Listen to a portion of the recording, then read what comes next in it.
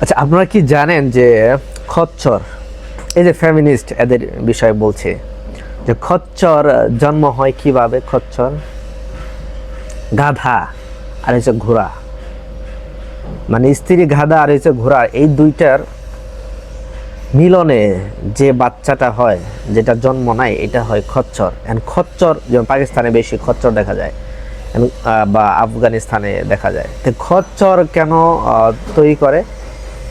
কারণ গাধার মতো বহন করতে পারে বোঝা, আর ঘোড়ার মতো দৌড়াতে পারে। ঠিক আছে, তাহলে দুইটাই পেল।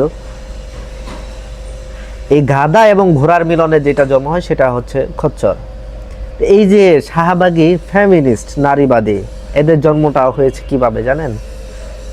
শয়তান আর হয়েছে হয়তো নরবশ ছিল, হ্যাঁ, বা মানুষ টাইপের কিছু।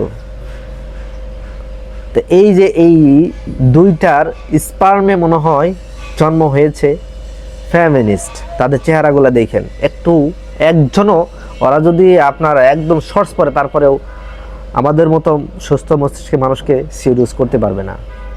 আর ওই যে দোয়াটা পড়ে নাই, ওখানে আপনি শয়তানের মিলন ছিল, যার কারণে ওদেরগুলো চেহারাগুলো দেখবেন একটাকেও নারী মনে হয় না, একটাকেও না, ছেলেও মনে হয় না, নারীও মনে হয় না, মাঝখান দিয়ে একটা হয়ে গেছে। যেমন খচ্চর হয়, গাধা এবং ঘোড়ার মিলনে একটা খচ্চর হয়, এরকম মাঝখান দিয়ে একটা হয়ে গেছে, তার নাম হচ্ছে ফেমিনিস্ট। বুঝতে পারছেন?